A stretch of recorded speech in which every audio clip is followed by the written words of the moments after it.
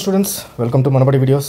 ఈరోజు ఎంసెట్కి సంబంధించిన ఒక వీడియో చేసి ఎగ్జామినేషన్ సెంటర్స్ కొత్తగా యాడ్ ఆన్ అయ్యాయి అని చెప్పిన తర్వాత కొన్ని హండ్రెడ్స్ ఆఫ్ కామెంట్స్ వస్తున్నాయి. ఏమనంటే మేము పెట్టిన ఎగ్జామినేషన్ సెంటర్ మేము ఎడిట్ చేసుకోవచ్చా, ఆప్షన్ ఉందా అని చెప్పి అడిగారు చాలామంది.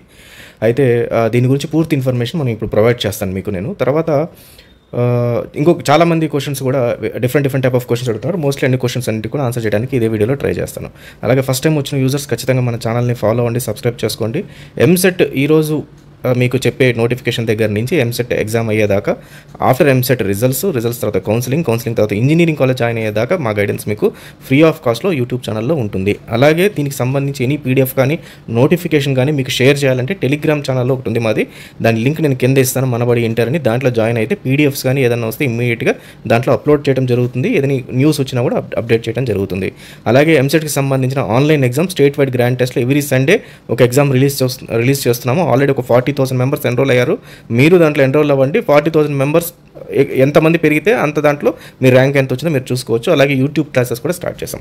ఫైన్ స్టూడెంట్స్, సో ఇప్పుడు చాలామంది క్వశ్చన్స్ ఏంటంటే, సార్ మాకు ఎగ్జామినేషన్ సెంటర్ మేము చాలామంది అప్లై చేసేసాము, ఇంకా అప్లై చేయని వాళ్ళకి ప్రాబ్లం లేదు కానీ అప్లై చేసేసాము, సో మేము ఎడిట్ చేసుకోవచ్చు అంటే ఎస్, మీరు ఎడిట్ చేసుకోవచ్చు. అయితే ఇక్కడ ప్రాబ్లం ఒకటి ఉందండి. ప్రాబ్లం ఏంటంటే, ఇప్పుడు ఎడిట్ ఆప్షన్ అనేది మీకు 8th రోజు స్టార్ట్ అవుతుంది. ఫస్ట్ ఎప్పుడు ఎడిట్ చేసుకోవచ్చు అది చూద్దాం. సో నేను డీటెయిల్ నోటిఫికేషన్ తెలంగాణ డీటెయిల్ ఎంసెట్కి సంబంధించి చూపిస్తున్నాను. Correction of online application date already submitted by the candidates.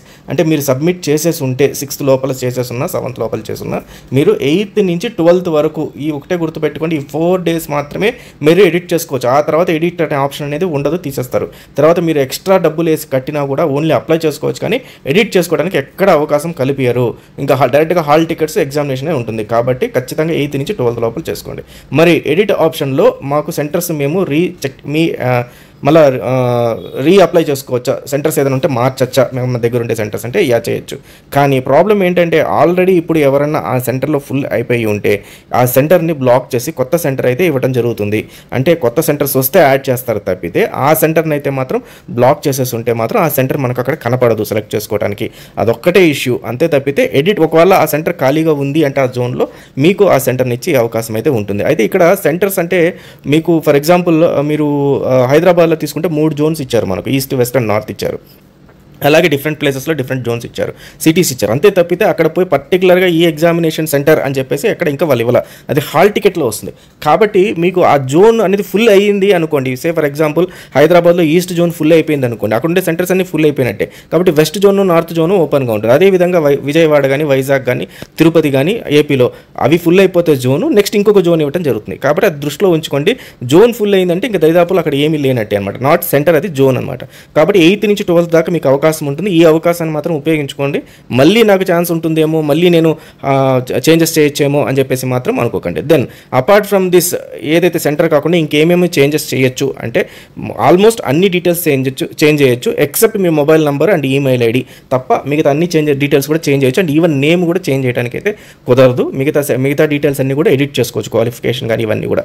కానీ చాలామంది డేట్ ఆఫ్ బర్త్ ఇష్యూ ఉంది, డేట్ ఆఫ్ బర్త్ మేము రాంగ్గా పెట్టాము అని చెప్తున్నారు. సో అది కూడా ఒకసారి జాగ్రత్తగా చూసుకోండి. డేట్ ఆఫ్ బర్త్ కూడా ఇదే టైంలో మీరు చేంజెస్ చేసుకోండి. దాని నేమ్ కూడా మీకు ఆధార్ కార్డులో ఏ విధంగా అయితే ఉందో ఆ విధంగానే నేమ్ అనేది ఉండేట్టుగా చూడండి. యాజ్ వెల్ ఆధార్ కార్డు కన్నా ముఖ్యంగా ఎస్ఎస్సి సర్టిఫికేట్ ఏ విధంగా ఉందో ఆ విధంగా ఆధార్ కార్డు ఉండాలి. ఇప్పుడు మీరు ఎంసెట్లో అప్లై చేసేటప్పుడు కూడా నేమ్ మాత్రం ఖచ్చితంగా అది చూడండి. అక్కడ ఇనిషియల్స్ ఉంటే ఇక్కడ ఇనిషియల్స్ పెట్టండి, అక్కడ ఫుల్ ఫామ్ ఉంటే ఇక్కడ ఫుల్ ఫామ్ పెట్టండి. ఈవెన్ పేరెంట్స్ నేమ్ కూడా అదే విధంగా చూసుకోండి. అండ్ ముఖ్యంగా ఎవరైతే ఈడబ్ల్యూఎస్ కేటగిరీలో వస్తారో వాళ్ళందరూ కూడా ఈడబ్ల్యూఎస్ సంబంధించి మీకు సర్టిఫికేట్ ఇప్పుడు లేకపోయినా, అసలు ఇప్పుడు అవసరం కూడా లేదు సర్టిఫికేట్, మేము ఈడబ్ల్యూఎస్ అనేది అప్లై చేసేసుకోండి. ఈడబ్ల్యూఎస్ మాత్రం 1st April 2024 తర్వాత మీరు సర్టిఫికేట్ తీసుకుంటే సరిపోతుంది. ఆ సర్టిఫికేట్ని ఇప్పుడు చూపించాల్సిన అవసరం లేదు, కౌన్సిలింగ్ అప్పుడు చూపిస్తే సరిపోతుంది. అప్పుడు కానీ మీరు ఇన్ కేసు ఒకవేళ కౌన్సిలింగ్ అప్పుడు ప్రొడ్యూస్ చేయకపోతే ఈడబ్ల్యూఎస్ మీరు మీ సీట్ అయితే అప్పుడు ఆటోమేటిక్గా క్యాన్సిల్ అయిపోతుంది.